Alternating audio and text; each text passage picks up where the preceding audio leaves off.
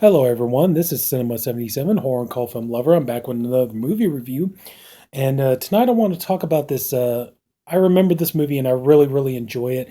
And I wanted to talk about it. It's a 1990 TV movie inspired by true events that was premiered on the USA Network here. We're talking about the movie The China Lake Murders. And oh man, I always enjoyed this movie. And this is one of those movies like I really, really wish this would get like a great Blu-ray release.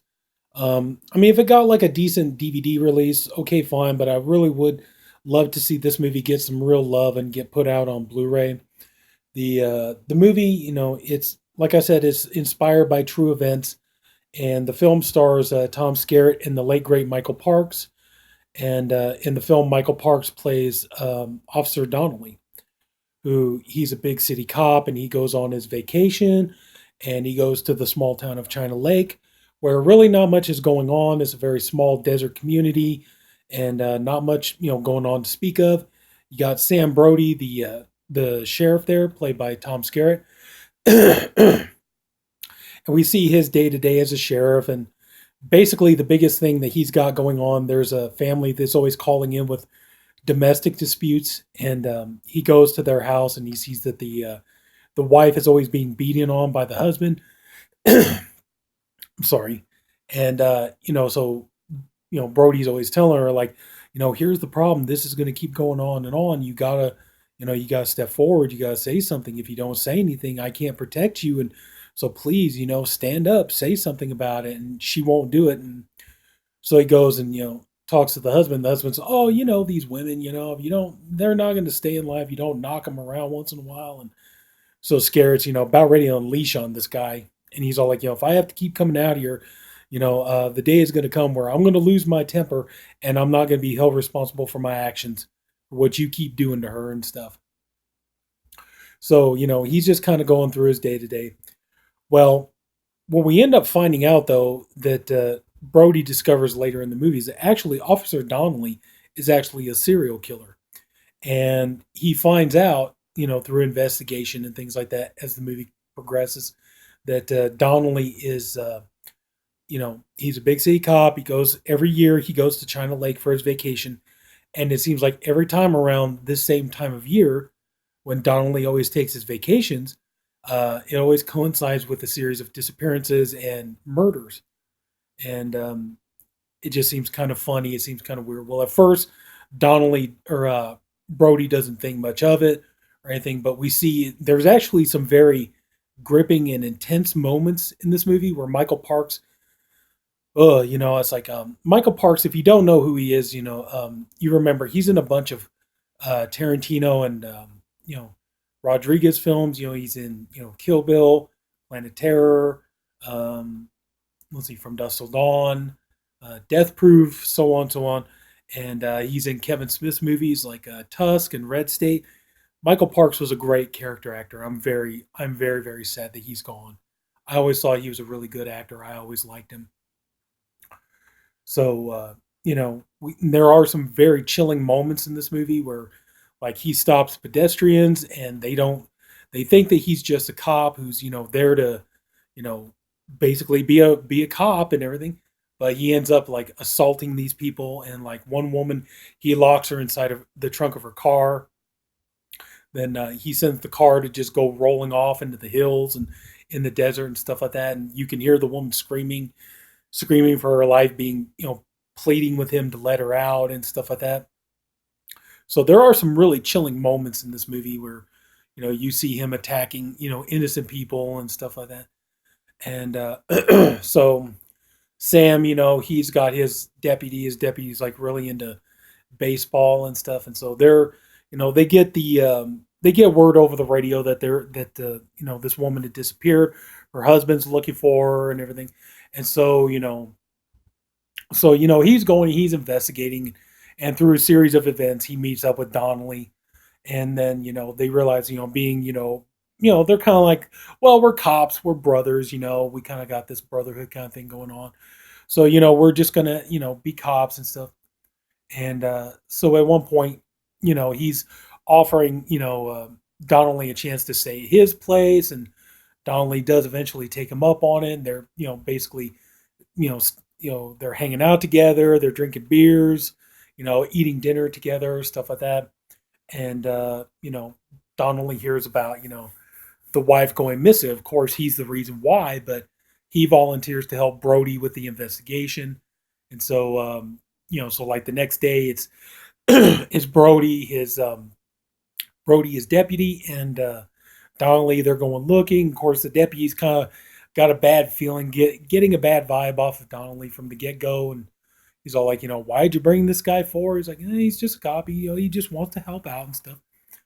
And so they're going and they're looking and stuff of that, and so Donnelly pretty much kind of has an idea where it is, and it takes a little bit of time and stuff, and they're scouring through the desert, and eventually they do find the body, and so meanwhile, like, they're dealing with the report and everything else, but at the same time, like, Donnelly is continuing his killing spree, and at one point he's sitting in a diner and he sees like this scuzzy looking kind of like tow truck mechanic guy. He's flirting with the waitress and teasing her and stuff like that, and he's fantasizing about torturing this guy and doing horrible things to him and stuff. So so he just kind of pays and leaves and stuff, and even though the waitress is flirting with him and stuff, so he leaves. And so they start, as like I said, as Brodie's investigating, he starts, then he starts to get a little bit more curious about Donnelly, and so he starts wanting to look into, what's going on with him. And but it's still, they're still, hanging out together and stuff. Well, at one point, like, Donnelly, he's continuing his killing spree, and he's seeing like he sees the scuzzy mechanic guy who was messing with the waitress, and so he goes and attacks this guy, and pretty much does about the same thing, locks him inside the trunk of a car and everything. And so, he goes back to Brodie's place. Brodie comes home and it's like, yeah, we got another missing person. You want to come help out? And he's like, yeah, sure, I'll come help out. And so they're looking for this guy and, kind of going along and all this stuff. And eventually they find the car that, he was put into.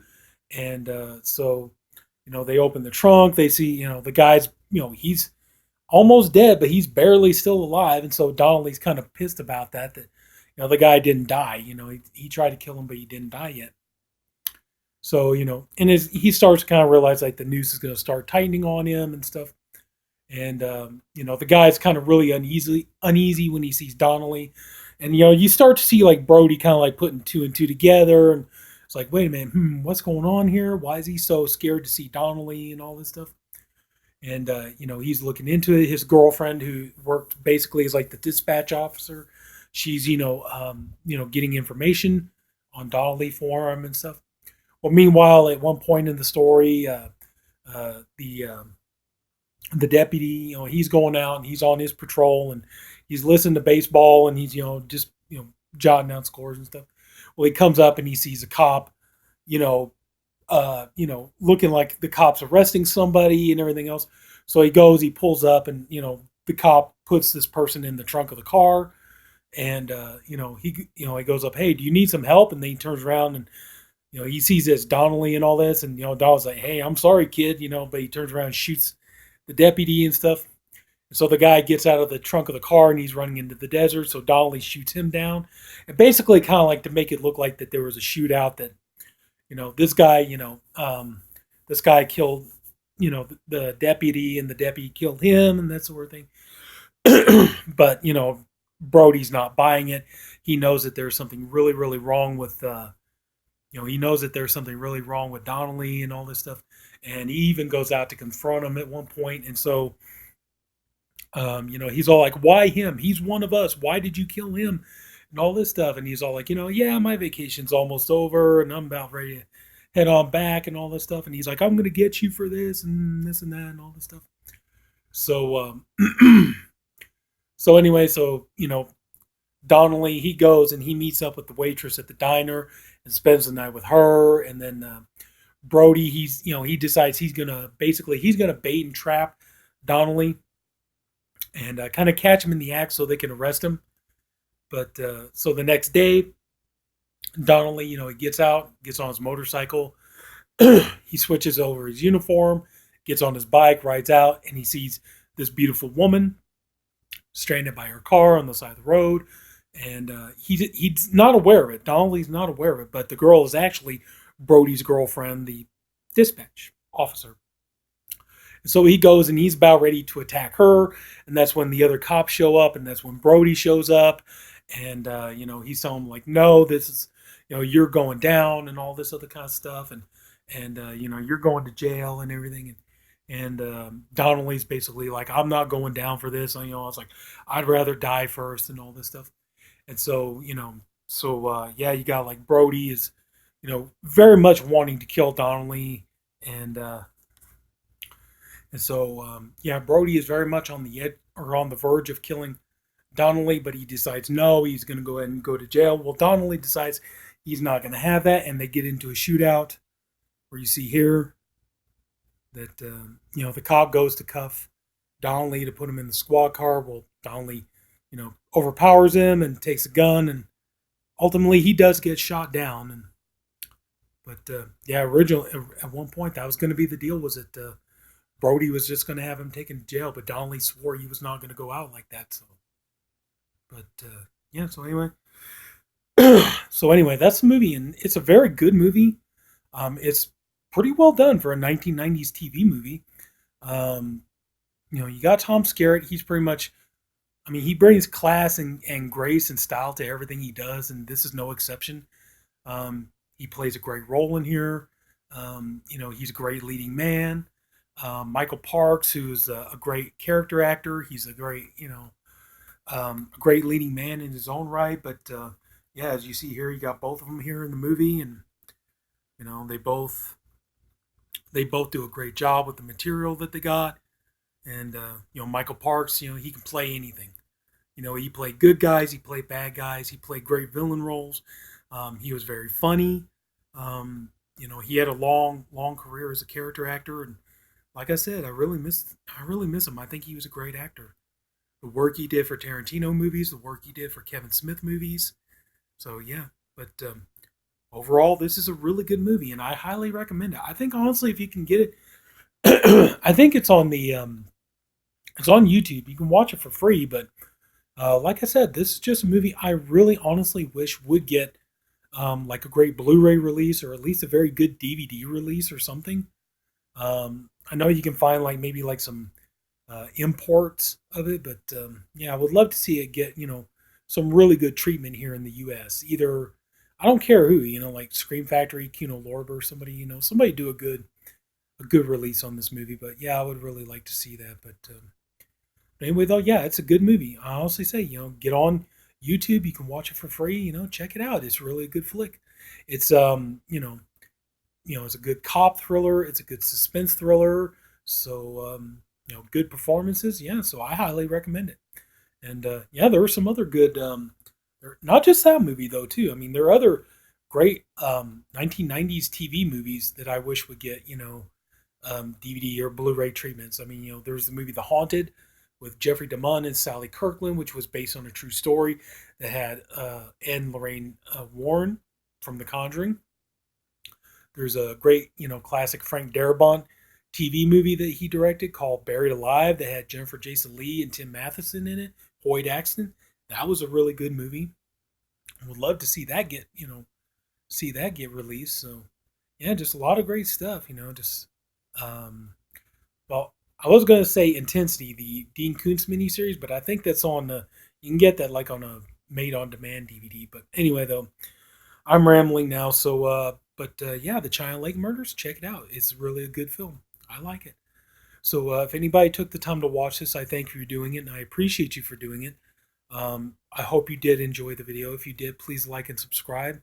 And there's going to be plenty more stuff to come, and fun videos. Hopefully I make some great entertainment for everybody. And until then, this is Sinema77, horror and call film lover, wishing you guys a wonderful evening, and take care. I'll see you later. Have a good night. Bye-bye.